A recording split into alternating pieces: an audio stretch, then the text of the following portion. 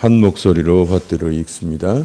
마리아는 무덤 밖에 서서 울고 있더니 울면서 구부려 무덤 안을 들여다보니 흰 옷 입은 두 천사가 예수의 시체 뉘었던 곳에 하나는 머리편에 하나는 발편에 앉았더라. 천사들이 이르되 여자여 어찌하여 우느냐 이르되 사람들이 내 주님을 옮겨다가 어디 두었는지 내가 알지 못함이니이다. 이 말을 하고 뒤로 돌이켜 예수께서 서 계신 것을 보았으나 예수이신 줄을 알지 못하더라. 예수께서 이르시되 여자여 어찌하여 울며 누구를 찾느냐 하시니 마리아는 그가 동산지기인 줄 알고 이르되 주여 당신이 옮겨 어디 두었는지 내게 이르소서 그리하면 내가 가져가리이다.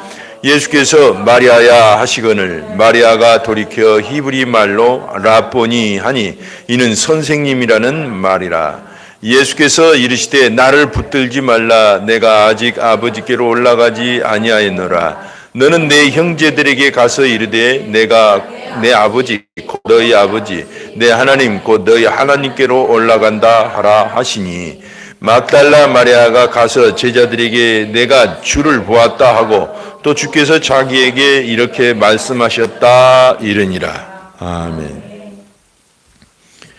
오늘 저는 요한복음 20장 11절에서부터 18절까지 읽었는데요. 본문을 통해서 빛나는 인생 부활이라는 제목으로 여러분과 함께 은혜를 나눌까 합니다. 예전부터 개천에서 용나듯이 그 어둡고 그 흔한 삶에서 빛을 낸 역사적 인물들이 종종 있었습니다.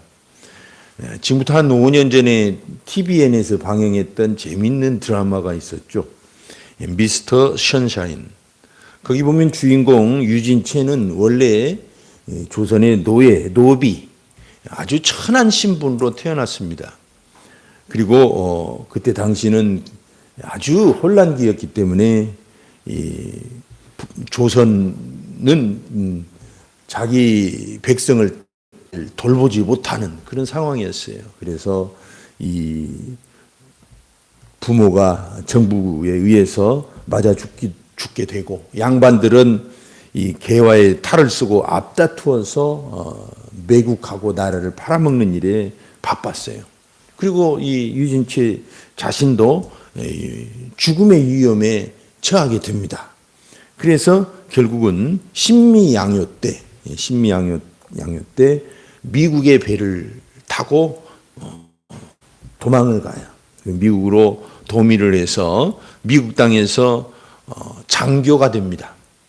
한국에서는 천민이었었는데 냉대받고 언제 죽을지 죽음의 위기 속에서 살았는데 그래도 미국은 노예가 해방된 민주국가고 그래서 여기보단 좀 나섰던 거죠. 그래서 그곳에서 열심히 공부해서 장교가 됩니다. 그리고 조선 땅에 파견을 받아요. 조선에 다시 오게 됩니다. 근데 조선에 와서 양반 출신의 한 여인이 조선을 지키기 위해서 총을 든 그 모습을 보면서 운명처럼 서로 사랑에 빠지죠. 그 얘기가 바로 이 미스터 션샤인입니다. 보면 이 주인공은 정말 천민처럼 그렇게 빛도 없이 살아가다가 우여곡절 끝에 이렇게 빛나는 삶을 물론 그 독립에 성공하진 못했지만 그래도 인생이 완전히 바뀌어서 사랑도 하게 되고 빛을 보게 되는 그런 스토리를 극으로 만든 거예요. 지금도 다른 방송에 넷플릭스라든가 이런 데서 볼 수 있습니다. 이와 같이 복음은 어둡고 천한 삶에서 빛나는 인생으로 만들어준다는 것입니다. 그게 복음이에요. 우리는 예수님 믿고 천국 갑시다. 이것은 나중 일입니다. 그 일은 반드시 일어난 일이지만 우리는 그것보다 더 중요한 건 이 땅에서 지금 우리가 예수님을 믿고 부활 가운데서 빛나는 인생으로 살아가자는 것입니다. 그것이 복음이죠. 그래서 에베소서 5장 8절을 보면 너희가 전에는 어둠이더니 이제는 주 안에서 빛이라 빛의 자녀들처럼 행하라 말씀하십니다. 우리는 빛나는 인생으로 살도록 부르심을 받았습니다. 그러면 어떻게 빛나는 인생을 살아가야 될까요? 이 부활의 아침에 한 가지 알아야 될 사실이 있습니다. 그건 뭐냐면 첫 부활, 예수님께서 처음 부활하셨을 때 아침, 그 아침은 오늘날 이와 같이 기쁘고 행복하고 이렇게 활기찬 분위기가 아니었다는 것입니다. 놀랍죠? 실제 예수님이 부활하셨던 그 아침은 분위기가 너무너무 적막하고 두렵고 어둡고 온 천지가 다 절망에 빠진 그런 분위기였어요. 여러분도 아다시피 이 이제 바로 뒷절 19절을 읽어보면 예수님의 제자들은 십자가 앞에서 뿔뿔이 흩어지더니 나중엔 다 모였지만 한 다락방에서 꽁꽁 숨어 있었어요. 문을 다 걸어 잠그고 두려워서 밖에 나갈 수가 없었어요. 우리도 예수님 제자인데 나가면 맞아 죽는다. 두려움과 염려와 어둠 속에서 무서워 떨고 있는 그 현장에 예수님이 또 찾아가시잖아요. 이와 같이 부활의 아침은 그렇게 행복하고 활기찬 분위기가 아니었습니다. 오늘 이제 막달라 마리아 얘기가 나오는데 이 여인이 예수님을 만나서 삶이 소망을 갖고 변화되기 시작했습니다. 근데 십자가에서 예수님이 죽어버리신 거예요. 막말로. 세상 말로 죽어버리셨어요. 그래서 모든 소망이 끊어져 버립니다. 예수님을 그래도 의지하고 이분이 세상을 변화시킬 줄 알고 그렇게 살았는데 의지하고 살았는데 예수님이 십자가에서 죽으신 거예요. 그래서 이제 무덤을 찾아옵니다. 그 십자가 당일날은 뵙지 못했지만 그래도 이제 안식일이 끝나자마자 바로 달려와요. 향품을 사가지고 달려옵니다. 그랬더니 무덤이 열리고 그 안에 아무도 없는 겁니다. 무덤 속에 아무도 없는 거예요. 무덤 속에 들어가 보지 못했어요. 그러나 이렇게 쳐다보는데 아무도 없는 거예요. 무덤 밖에서 막 통곡을 하고 울었습니다. 오늘 본문은 그냥 울었다 그렇게 표현되는데 원래 단어는 통곡했다는 뜻입니다. 마리아가 통곡을 한 거예요. 얼마나 마리아의 마음에 공허함과 허탈이 자리 잡고 있었는지를 단적으로 표현하는 말입니다. 모든 걸 잃어버린 상실감, 절망 이런 분위기였어요. 예수님은 그 시간 어디 계셨겠습니까? 부활하셔서 지금 일어나셨어요. 그러나 마리아의 마음에는 여전히 어둠과 두려움과 그 공포 그리고 절망 속에서 헤매고 있었던 것입니다. 왜 그랬을까요? 잠시 후에 천사도 만나고 예수님도 뵙게 되는데 여전히 그 마음이 풀리질 않았어요. 왜 그랬을까요? 오늘 본문에 의하면 11절에 울고 통곡하면서 굽으려 무덤 속을 들여다보니 이 표현이 되어 있습니다. 굽으려서 무덤 속을 봤는데 이 여인은 여전히 믿음으로 본 게 아니라 예수님이 저 무덤에 안 계신 걸 보면 혹시 말씀하신 대로 살아나시진 않았나 부활하시진 않았나 이런 건 일도 생각을 안 한 거예요. 여전히 절망하고 여전히 불신앙으로 그래도 인정이 있어가지고 예수님에 대한 정이 있어서 고마워서 찾아온 겁니다. 하지만 여전히 믿음의 눈으로 봤다, 육신의 눈으로 봤다. 육신의 눈으로 본 겁니다. 이것이 문제였어요. 예수님은 옆에 계셨습니다. 천사들도 나타나서 부활 소식을 전합니다. 근데 믿음의 눈이 아니라면 그 사람은 여전히 어둠과 절망 속에서 살아갈 수밖에 없다는 것입니다. 오늘날도 마찬가지입니다. 예수님은 이미 2000년 전에 부활하셨습니다. 우리가 믿는 순간부터 지금까지 떠나지 않고 우리 가운데 계십니다. 그렇지만 우리가 믿음으로 주님을 바라보지 못하면 빛나는 인생을 살지 못합니다. 내가 실수하고 잘못하고 내 생활이 거룩하지 못하니까 예수님 떠나도 젠작 떠나셨을 거야. 아닙니다. 우리가 예수님을 거부하고 예수님을 몰기 전에는 예수님은 떠나지 않으셔요. 우리가 우상을 따라가고 완전히 배신하고 배교하기 전에는 예수님은 우리를 떠나지 않으셔요. 이 사실 우리가 믿을 때 우리의 삶은 다시 빛나기 시작합니다. 그래서 우리에게 믿음이 필요한 것입니다. 고린도전서 장실에 보면 육에 속한 사람은 하나님의 성령의 일들을 받지 아니하나니 이는 그것들이 그에게는 어리석게 보이며 또 그는 그것들을 알 수도 없나니 이러한 일은 영적으로 분별되기 때문이다 그랬어요. 여러분, 우리는 부활의 신앙을 믿습니다. 그리고 예수님은 부활하셨고 우리는 지금 어둠에서 빛으로, 절망에서 소망으로, 연약함에서 강함으로, 누추함에서 거룩함과 빛나는 삶을 사는 것은 다 부활의 힘으로 그렇게 되는 겁니다. 우리는 장차 진짜 몸이 부활합니다. 그러나 그 전에도 이 땅에 살아가면서 이 어둠을 깨고 절망을 이기고 빛나는 삶을 사는 힘은 부활의 힘입니다. 이것은 오직 믿는 자야만 경험이 되어진다는 것입니다. 그래서 우리는 믿음을 갖자는 것입니다. 우리가 형편이 어떠하든지, 우리가 지금 모든 것이 사라지고 절망적이고 그럴지라도 우리의 눈을 떠서 믿음으로 주님을 바라보면 우리의 삶이 빛나기 시작합니다. 아멘. 엠마오로 가는 두 제자를 보십시오.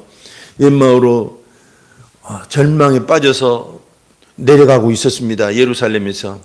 물론 예수님이 살아나셨다는 소식은 들었지만 두 눈으로 본 적이 없기 때문에 둘이 서로 얘기하면서 가는데 그때 예수님이 그들에게 나타나셔요.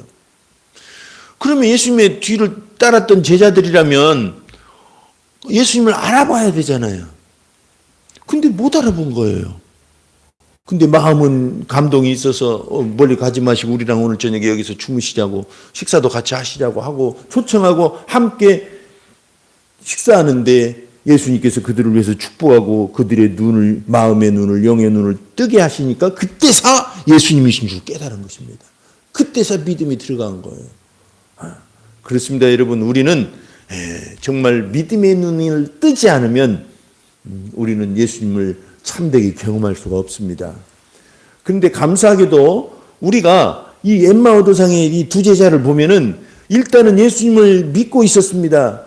믿음을 갖는 것이 중요합니다. 그러면 그 믿음의 사람에게 하나님은 영의 눈을 뜨게 해주시고 믿으려고 하면 믿어지게 하시고 믿으면 확신을 주시는 분이 예수님이십니다. 그래서 우리는 마음이라도 이렇게 믿으려고 하는 것이 중요해요. 그래서 믿음은 뭡니까? 바라는 것들이 실상이요, 보지 못하는 것들의 증거니 선진들이 이로써 모든 증거를 삼았습니다. 그리고 또 우리가 모든 것을 믿음을 믿을 때 마음으로 믿어 의에 이르고 입으로 시인하여 구원에 이른다고 그랬습니다. 그래서 그냥 믿으려고 하는 것이 중요해요. 그럼 그때부터 부활의 빛을 경험하기 시작하는 것입니다. 아멘. 우리 상황을 보고 절망하고 우리 상황대로 판단하면 안 됩니다. 육신의 눈을 아무리 10개를 가졌던들 육신의 눈으로 구부려 바라보면 무덤 속은 여전히 절망이에요. 그러나 믿음의 눈으로 보면은 그 안에 부활하신 예수님을 경험할 수가 있는 것입니다. 이 부활 아침에 우리가 빛나는 인생이 되기 위해서 믿음을 갖기를 다시 결심해 보는 것입니다. 두 번째로 이 부활 현장에서도 여전히 혼돈의 시간이 있었다는 것을 인정해야 됩니다. 혼돈 이거 있을 수 있어요. 우리가 특별히 아름다운 경치를 보면 정말 마음에 감동을 받잖아요. 또는 내가 보지 못한 놀라운 휘황찬란한 어떤 기가 막힌 것들을 보면 잠시 정신을 잃어요. 이야, 대단하다. 제정신을 잃어버려요. 마찬가지입니다. 복음도 잠시 이 찬란한 은혜를 경험하면 혼돈을 일으킬 수도 있어요. 변화산상에서 예수님의 세 제자가 변화된 예수님을 보면서 어떻게 했어요? 막 횡설수설했어요. 거기 모세도 나타났지, 엘리야도 나타났지. 그러니까 자기들이 뭔 말 한지도 모르고 주님 여기다가 집 저쪽 가지고요. 아마 이렇게 떠듬었을 거예요. 한 채는 예수님을 위해서, 한 채는 모세를 위해서, 한 채는 엘리야를 위해서 그렇게 하고 삽시다. 우리는 그냥 여기서 얼어 죽든지 말든지. 거기는 변화산상은 굉장히 높은 헐몬산 거기를 얘기하는 학자들이 많거든요. 그러니까 상당히 추워요. 그러니까 그만큼 은혜를 경험하면 잠시 혼돈에 빠질 수가 있어요. 오늘 이 마리아가 그런 상태에 빠졌었습니다. 한번 본문을 가만히 보니까 12절에 보니까 흰 옷을 입은 두 천사가 예수의 시체 뉘었던 곳에 하나는 머리편에, 하나는 발편에 앉았더라. 여기서 흰 옷 입었다는 것은 빛나는 옷을 입었다는 뜻입니다. 빛난다는 뜻이에요. 옷이라는 뜻도 없고 그냥 흰 옷 입은 이 단어가 원래는 아주 찬란하게 빛난다 이런 뜻이에요. 그래서 찬란하게 빛나는 두 천사를 본 것입니다. 그러니까 그냥 정신을 잃은 거예요. 그리고 이 천사들의 말을 듣습니다. 천사들이 이르되 여자여 어찌하여 우느냐, 가로되 사람이 내 주를 가져다가 어디 두었는지 내가 알지 못함이니이다. 내 주님 누가 가져가 버렸어요. 막 정신이 나간 거예요. 그리고 14절에 보면 이 말을 하고 뒤를 돌이켜 예수의 서신 것을 보나 예수신 줄 알지 못하더라. 예수님이 눈앞에 서 계신데 몰랐어. 예수님인지 누군지. 심지어는 이 사람이 혹시 동산직인가 하고는 주여 당신 혹시 당신이 예수님 시체 옮겨갔습니까? 내가 가져가야 되니까 알려주세요. 횡설수설. 정신이 없는 거예요. 예수님을 앞에 놓고 동산직이라고, 동산직인 줄 알고 가로되 그렇게 표현하고 있잖아요. 그럴 만한 것입니다. 놀라운 광경을 보았기 때문입니다. 그래서 예수님을 눈앞에 두고도 예수님인 줄 알지 못하고 잠시 혼돈에 빠진 거예요. 그렇습니다. 이것이 어떻게 보면 영적인 명령현상이라고도 볼 수가 있습니다. 우리가 처음 예수를 믿을 때 막 혼란스럽잖아요. 막 정말 주를 위해서 목숨을 바칠 것 같기도 하고 이제 모든 것이 다 될 것 같기도 하고 그러면서도 한편으로는 염려와 근심이 들어오고 막 그래요. 혼란을 겪게 됩니다. 그런 것처럼 오늘날도 마찬가지입니다. 은혜의 현장 속에는 항상 갈등이 있어요. 이것이 믿음의 길이구나, 이렇게 살아야지 하면서도 또 한편으로는 세상적인 염려가 들어오기도 하고 두려움이 들어오기도 하고 막 그래서 혼란을 겪게 됩니다. 그것이 빛의 특징입니다. 우리 가운데 자기와 죄와 이런 옛사람의 습관들이 그렇게 혼란을 일으킬 수도 있단 말입니다. 예를 들면 저 소파 밑에 바퀴벌레들이 잔뜩 있는데 그것을 이렇게 들춰보고 빛이 들어가면 난리가 나잖아요. 그 안이. 제가 옛날에 성경동 목사님 가정이 집이 얼마나 검소하게 사시는지 마침 소파를 교체한다고 우리가 갔습니다. 그래서 소파를 들었더니 그곳에 바퀴벌레 한 군단이 나오는 거예요. 놀랐습니다. 어쨌든 여러분, 하나님의 은혜의 빛이 들어가면 우리가 잠시 혼란을 겪습니다. 마리아도 겪었어요. 그렇지만 그 순간은 여전히 소중한 시간이고 예수님을 경험하는 시간이었던 것입니다. 제가 이해하지 못하고 인식하지 못하지만 부지부식간에 지금 예수님을 경험하고 있는 거예요. 이것이 중요한 것입니다. 우리가 예수님 안에 머물고 우리가 예수님을 떠나지 않고 항상 예수님과 함께 한다면 은혜 받는 시간들이 잠시 혼돈을 일으킬 수도 있다는 것입니다. 이것을 인정하지 않으면 혼돈을 겪을 때 시험에 넘어갈 수가 있어요. 아시겠죠? 우리는 은혜 가운데 머물고자 하면 영적 싸움도 있고 혼돈을 겪을 수도 있다는 것입니다. 그것을 잘 견디고 그 순간 지나가면 놀라운 은혜의 시간, 빛나는 인생이 되는 것입니다. 그래서 마가복음 4장 27절에서 28절 보면 그가 밤낮 자고 깨고 하는 중에 씨가 나서 자라되 어떻게 그리 되는지 알지 못하니라. 그랬어요. 우리는 몰라요.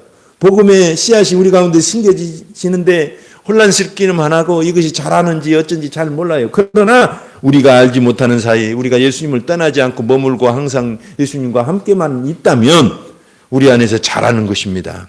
그래서 싹이 되고 이삭이 되고 급기야는 곡식이 되어서 우리의 삶을 풍성하게 하고 빛나게 하는 것입니다. 우리는 이 점을 믿고 신앙생활을 하는 것입니다. 역사를 보십시오. 역사를 보면 결국은 복음이 들어갈 때 어려움을 겪고 혼란을 겪습니다. 우리나라도 이 유교가 얼마나 극심하게 기독교를 박해했습니까? 많은 사람이 순교를 당했어요. 특히 우리는 하나님, 살아계신 하나님을 믿고 죽은 조상을 섬기지 않기 때문에 많이 핍박을 받았어요. 그렇지만 그 혼란을 겪고 나니까 기독교가 찬란하게 빛을 발하면서 이 민족을 살려낸 것입니다. 어두웠던 이 민족을 빛으로 인도한 것입니다. 할렐루야. 이와 같이 기독교 역사는 어디를 가든지 빛을 가지고 갔기 때문에 부활 대신 예수님을 모시고 갔기 때문에 혼란을 일으켰어요. 그렇지만 잠시 혼란을 인내하면 결국은 빛나는 역사를 일궈냈던 것입니다. 그래서 시편 30편 5절을 보면 저녁에는 울음이 들지라도 아침에는 기쁨이 오리로다. 요한복음 16장 21절에도 여자가 해산하게 되면 그때가 이르렀으므로 근심하나 아기를 낳으면 세상에 사람 난 기쁨으로 말미암아 그 고통을 다시 기억하지 아니하느니라. 아멘. 예, 그렇습니다. 우리가 부활의 주님과 함께라면 빛을 경험하게 되고 잠시 어려움도 있을 수 있다는 걸 꼭 기억합시다.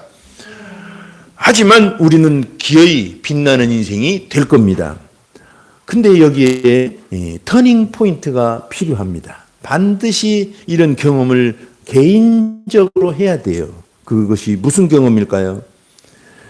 혼돈과 변화는 결정적인 순간에 이제 삶의 변화를 일으키기 시작합니다.